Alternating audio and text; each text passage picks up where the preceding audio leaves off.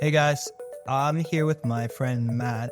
Matt, I've known since about 2016. And so Matt knows a ton of my history with this whole dental stuff over the years. He's probably heard various versions of me, saying that I am going to change the world, even back in 16 or so. Yeah, so I wanted to bring Matt in because I think he's a good example of like just a casual someone that's intrigued but doesn't have massive TMJ issues or something.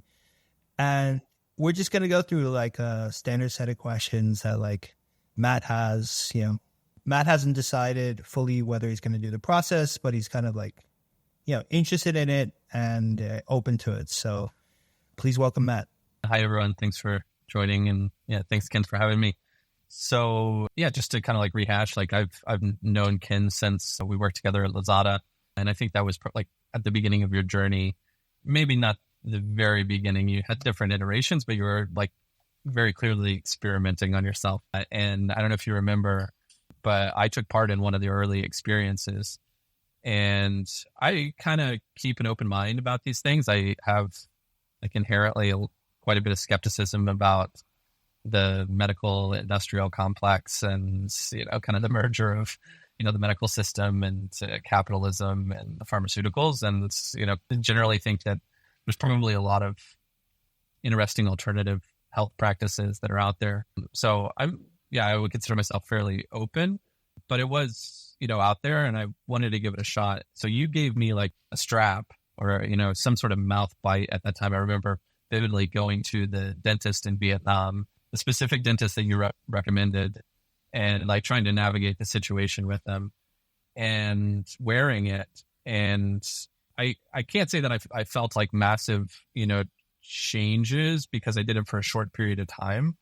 But when I wore it, when I was sleeping, I felt like I was just breathing better, and I woke up better rested, if that makes sense, So there's a lot of things that could be happening there. Now we have this like craze of like the hostage tape, but it seemed really obvious that I was getting more oxygen just by modifying my, the alignment of my mouth and in turn kind of the way in which I was breathing. So that got me like started in it. I haven't, we haven't worked together as closely since then. We've kind of went different directions. So I'm excited to see you bringing this back. Yeah, like that's, I guess, kind of the background and the context of how much I understand where you are right now. Yeah, actually, it reminds me. So in 2015-16, I wasn't just experimenting on myself, but I was kind of doing health imperialism, and I was experimenting on everyone I knew that would be willing to experiment on. Actually, it's a good thing. I had some wrong ideas. So what I started with was something called Stirect, which is probably what you tried, which will help like the breathing and stuff. Had some flaws that I figured out later, which I won't get into too deeply. But where are you at now with your health? Like, what would you like to improve? What problems do you kind of currently feel? Overall, in terms of like blood work, I'm healthy across every metric. I exercise 4 or 5 days a week. I do kickboxing, BJJ, weights. So overall, I feel pretty good. But I'm now at a new phase of life where I have a 1-year-old and a 4-year-old. So I'm just I feel tired all the time. And sometimes I think, okay, is that really just the kids and the work? Or, is there something that, I can be doing to be sleeping better? One area that I worry about and makes me, interested in exploring this is my family has a history of sleep apnea.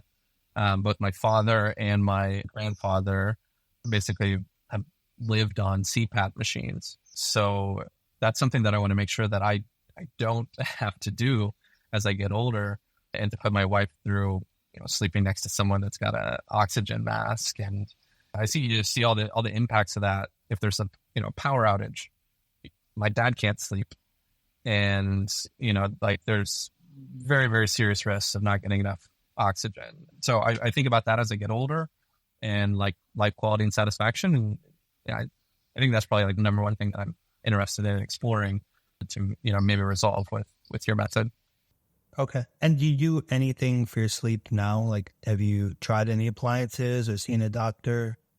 I haven't done anything. I wanted to try hostage tape, but I'm in Cambodia so that you're getting the Mike Mew type idea where you like close your mouth or? yeah, it's just like a strip of tape that goes over your mouth and it imposes the breathing through your nose. So I'm interested in trying that. I'm interested in trying like, some sort of mouth device as well, but I don't know where to begin and I don't want to hurt myself. And there's just so much information out there. It's difficult to do it by yourself, This hostage tape is funny. Like I was big into the Muse back in 15, 16.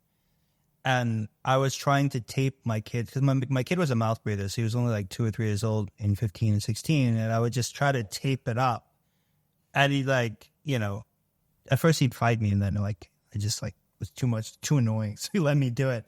But like, it didn't work. Like he kept popping his mouth open because he had to breathe. Like it like I took up like, if I keep this shut, I'm going to force the kid to be able to breathe through his nose. It just didn't work because like this got clogged and like he had to breathe somehow. So it almost felt like, because he was so young, like for me it felt a little bit dangerous even, that like if I taped it such that he couldn't open his mouth, like I could kill him or something. Like I always wanted to tape it just like soft enough that he could open his mouth if he wanted to. Yeah, it would be very scary. It's exploded. I think like mewing was a thing before, but it seemed to be very much like a alternative health subculture. And now you see it advertised on My First Million and the My First Million podcast. And like, I think it's very, very mainstream, but that's because it has like 95% gross margins, so they can like, blow it all over the place. But yeah, it makes sense that there's no structural changes that are being made through just applying tape over your mouth. So yeah, that makes me a bit of a skeptic, but I want to sleep better. I want to make sure that I'm healthy and I have a good long life. So I'm open to exploring all sorts of alternative health approaches. Gotcha. Okay. So, but then the two main things that I've heard that you want to improve is you want to sleep better and you kind of feel tired for a good portion of the day, and you attribute it to kind of being a parent and having kids, which I'm sure contributes, but like maybe there's a way that you can feel less tired. Those are the kind of the goals at the outset. Yeah, I'd love to wake up full of energy.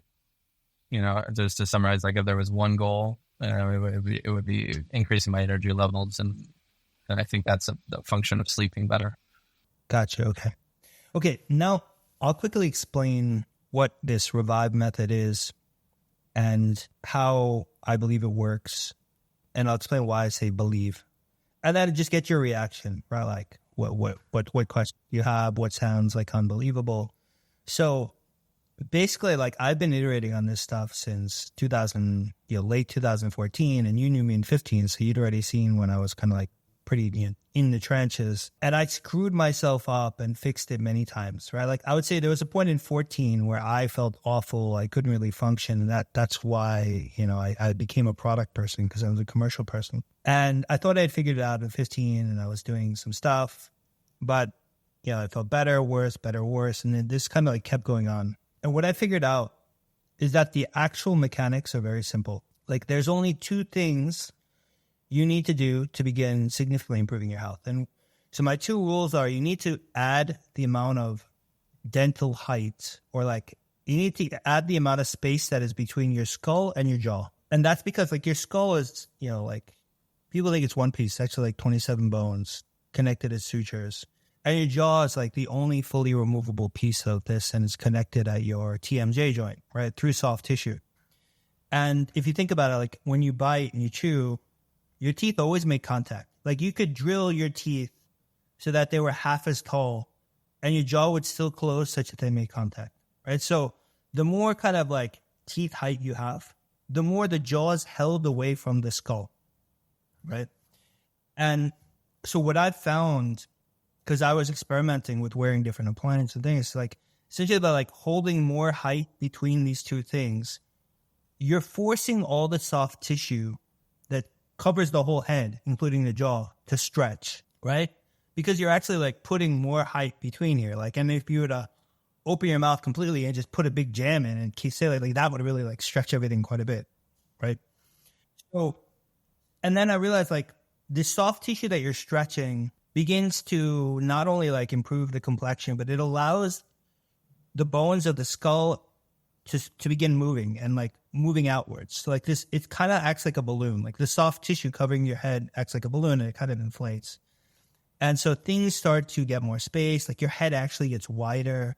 You begin to breathe better. Your jaw begins to move into a better position. So one is you need to put more height between here. And the second one is that because all of these things are changing three-dimensionally, you cannot lock a position of how your upper and lower teeth fit together. And so like on a healthy mouth, usually like the upper and the lower teeth, they have cusps and they fit together in a given position. And so if you're like that and you just do something a little bit, but you don't change, like whatever your teeth are locked into, like that's going to force the whole structure to go back to the structure that matches how the teeth fit together. So what you need to do is you basically need to put something flat over your teeth so that there's no locking position, so that the upper and the lower teeth can slide over each other, right? And these are the only two rules. So put more height so that you're forcing the soft tissue to stretch. And the second one is making the contact between the upper and the lower teeth flat so that everything can continue to move and you don't have the teeth locking things into a position. So I'm going to pause. Like, what do you think of that? Like, what questions does that bring up? You know, I know very little about facial anatomy. So, and I also can't say that I've really spent very much time thinking about it. So I kind of defer to the experts and that's you in this case. So the only thing I really think is like, okay, well, how do we do it? And how do we measure whether or not it's working? Gotcha. Yeah. So this is the leap of faith. My logic is, all right, like I'm going to explain to you how it works just so you don't think it's like a completely black box, right? And the last thing is, as this all expands and whatnot, like your whole body starts to come into a better position, your alignment and like back issues and all these things start to get better, right? Right now you just have to take a leap of faith and like trust that maybe Ken's not completely full of shit. And then the question is like, all right, what do you have to do to actually test this? And so what Reviv is, so there's 3 different ways that I've used over the years, and I've had a test group for a while, so different people are using different methods. But the one that we're selling is the Reviv 1 rubber appliance, right? And it looks a bit like a standard mouth guard. And honestly, like the physics are not that different from a standard mouth guard, right? Like the difference is that we've chosen an appliance. Like I've used tons of these rubber appliances over the years. We've chosen one that's relatively comfortable and like you don't feel like you want to spit it out. You know, like it's comfort is very important in being able to wear these things to sleep at night. You will figure out, right? And I've like had so many people try this stuff over the years, so I'm just telling you my experience. So basically, all you need to do, right? And we sell the rubber, the Reviv 1 plus access to our community, which gives you access to all the videos. And you have direct access to me. You can write posts and I'll answer them, or other people chime in. So all you need to do is wear this rubber appliance, wear it at night. You may not be able to wear it the whole night. That is pretty standard. But wear it as much as you can, right? And keep trying to wear it. And then whenever during the day you have a little downtime, also try to wear it. And you will begin to feel some of these benefits I'm telling you. Like you're not going to like correct everything overnight, but like I've seen this on a number of different folks, and folks that had brain fog, folks that had back and neck like tightness and issues, and it all starts to go away. But one thing I'd say is like, I never say that the journey is easy, and I never say that the journey is exactly the same for everybody. So what often happens, pretty much everyone that's ever done this under like my watch started having headaches at some point. And they're always like, a lot of them are like, oh, well, like, what the fuck's going on? Like, why am I getting these headaches? Like, I didn't have such powerful headaches before. And trust me, like, I've gone through years of having these headaches. I know exactly what they mean. I once had a 72-hour headache. And my impression is like, the headache's because the skull is actually like expanding, right? And if you think about what I'm saying, like, you're kind of like loosening the soft tissue, which allows the skull to move outwards, which actually like decompresses the brain. So like for me, like the headaches are almost associated with the fact that your skull, because the soft tissue is closed in, the skull is crushing the brain, which is why there's a lot of like cognitive and neurological benefits later on. So, just to get back to the question, like all you need to do is wear this rubber appliance as much as you can, and you'll start improving. And I haven't really had anyone that started wearing this and just said, oh, Ken, I don't feel anything. Like, I don't know what you're talking about. Like, that hasn't happened once. And I've had, like, quite a number of people do this now. I mean, I think in general, like your audience will be concerned about headaches. No one wants that as a side effect. It can be pretty concerning. I can't remember the last time I've had a headache in my entire life. I've probably had like 2 or 3.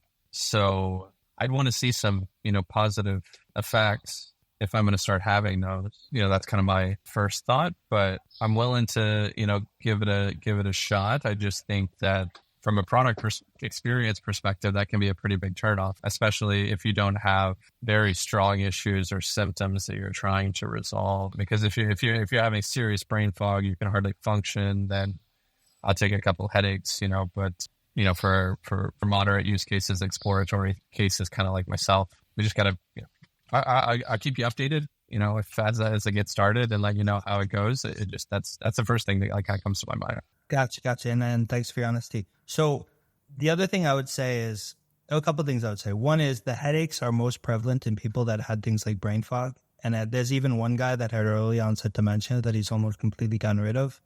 Those are the people that had the most powerful headaches. And my guess is that the reason that they had the most powerful headaches is because their brain was under the most compression, right? So like they were actually feeling symptoms. Like you're not feeling brain fog and these different things. So like I've also had some people that had very rare headaches, and then like the headaches become less and less. But the second thing I would say is like when I get these headaches, it's very different from, and even when like the folks in my group, like you feel a bit clearer and better and healthier after the headache, right? Which is not often the case with like bad headaches. Because I think they're like bad headaches, and in my view, like your body almost understands that this is a good headache. Like you feel things are improving. Like a lot of times after my headaches, my skin will rip a little bit and I'll feel like clearer. So yeah, I can't guarantee that you're going to feel that, but I think like after a couple of these headaches, you might feel like, oh, wow, like I feel a little bit different in a good way. Yeah, I mean, I had a good experience with the very first version. I'm happy to try this product and let you know how it goes. So like, how do I get started? Yeah, so to get started, you just buy it online and then we'll send you the rubber appliance. It's more or less like for adults, one size fits all.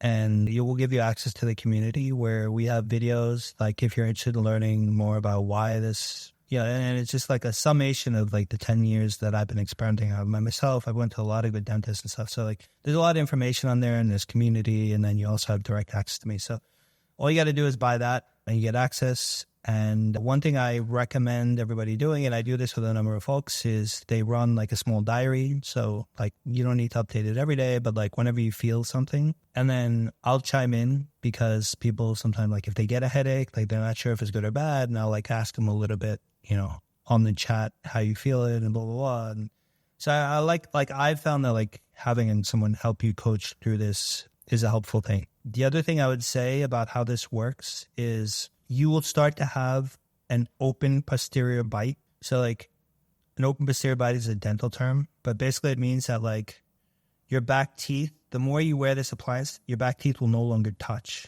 And this is a good thing. This is part of the process. But I explain this at the outset because once you have an open posterior bite, you should not just let it close. Like you're going to have to make like, you're probably going to have some headaches and stuff in order to open this. And like, it's not going to happen right away. Like it'll take some weeks, maybe a couple months. But if you have like articulating paper, you put it in your back teeth, you see that like it would slide through, like your teeth are no longer touching, right? And I've seen this with pretty much everybody, like, and dentists know how this works. And I'm explaining this because if you let that close, like you stop wearing the appliance completely, everything you progress will go like in reverse. And so I've done this to myself a couple times, actually many times over the years. My latest time was in 2020. Like I left it open for almost 10 months because I was working a lot and I didn't want the headaches. And I would say like, I think I aged myself probably 20 or 30 years in like a span of 8 or 9 months. Like I just functioned awful, looked awful by the end of 2020. So yeah, I just leave that out there because I don't want anyone like telling me later on, hey, Ken, like I stopped using your appliance and like now I feel like I'm getting worse. Like that's going to happen. Okay, so the appliance needs to be used indefinitely. So the appliance needs to be used indefinitely unless you add the height to your teeth some other way. So the other, like I talk about, there's 3 different things you can do. This rubber appliance is by far the easiest non-invasive, right? Second one you can do is you can wear a flat splint. Like you can go to any dentist and say, hey, I want a flat plain splint. It basically goes over your lower teeth. It's clear. It's red. Like I wore one for years, and you can just wear that all the time, or you can wear it to sleep, and it does the same thing as the rubber mouth. Third thing you can do is you can raise the height of your back teeth. And the way you do that, I use a dentist for my kid now for 3 years here in Bangkok. Like they just put dental cement, and it's like a 20-minute job where they just add like a couple of millimeters of dental cement on the right and the left back tooth and make it flat on top. So that's the other thing you can do. And if you do that, like if you do any of these, like you'll continue to improve. The rubber mouth guard is by far like what I've found to be the fastest. But if you do the splint or the cement, you'll continue to improve also. But if you use nothing, you'll get worse, right? But you'll get worse to like back where you were for the most part.